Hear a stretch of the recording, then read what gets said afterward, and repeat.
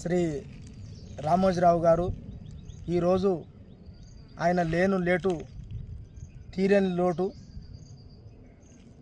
ఎందుకనంటే ఆయన తెలుగు రాష్ట్రాల్లో కానీ ఈ దేశానికి కానీ ఎనలేని సేవలు అందించినటువంటి అంశం. మరి ఎన్నో సంవత్సరాలుగా ఆయన నడుపుతున్నటువంటి వ్యాపార సంస్థలలో కానీ, ఈనాడు దినపత్రిక కానీ, మార్గదర్శి చిట్ ఫండ్ కానీ, అలాగే ఫిలిం సిటీ కానీ, అలాగే ఈ విధంగా ఎంతోమంది కార్మికులకు కూడా ఒక దిక్సూచి అని చెప్పేసి చెప్పాలి. ఆయన ఇన్ని వ్యాపార సంస్థలలో కానీ ఎంతోమంది నిరుపేదలకు ఉపాధి కల్పించినటువంటి ఘనుడు. అలాంటి ఘనుడు ఈరోజు లేనిది ఈ దేశానికి కానీ తెలుగు రాష్ట్రాలకు కానీ తీరని లోటు. కాబట్టి ఒక కింది స్థాయి నుంచి వచ్చినటువంటి రామోజీరావు గారు ఇలా ఎంతో ఉన్నత స్థానానికి చేరుకోవడం గమనార్థం.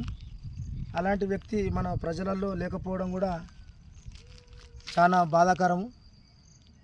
మరి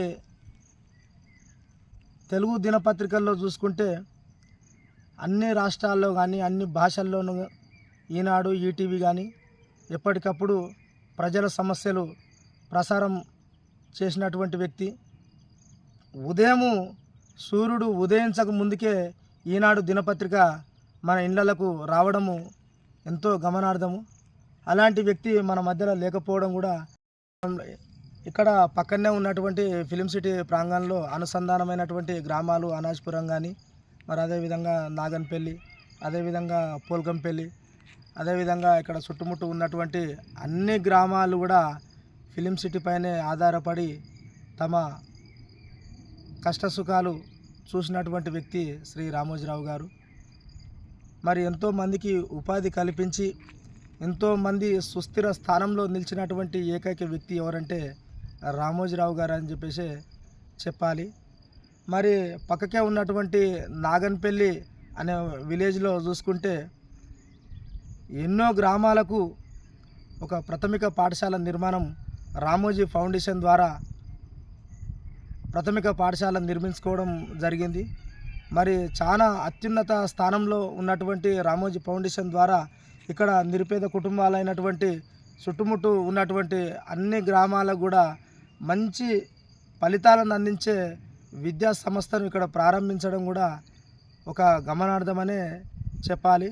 అదేవిధంగా ఇక్కడ ఉన్నటువంటి నాగన్పల్లి విలేజ్ని చూసుకుంటే ఎన్నో కమ్యూనిటీ హాళ్ళు, అంగన్వాడీ కేంద్రాలు, విలేజ్ను కూడా దత్తకు తీసుకొని ఎంతో అభివృద్ధి పయనంలో నడిపించినటువంటి ఘనుడు ఎవరంటే శ్రీ రామోజీరావు గారనే చెప్పాలి.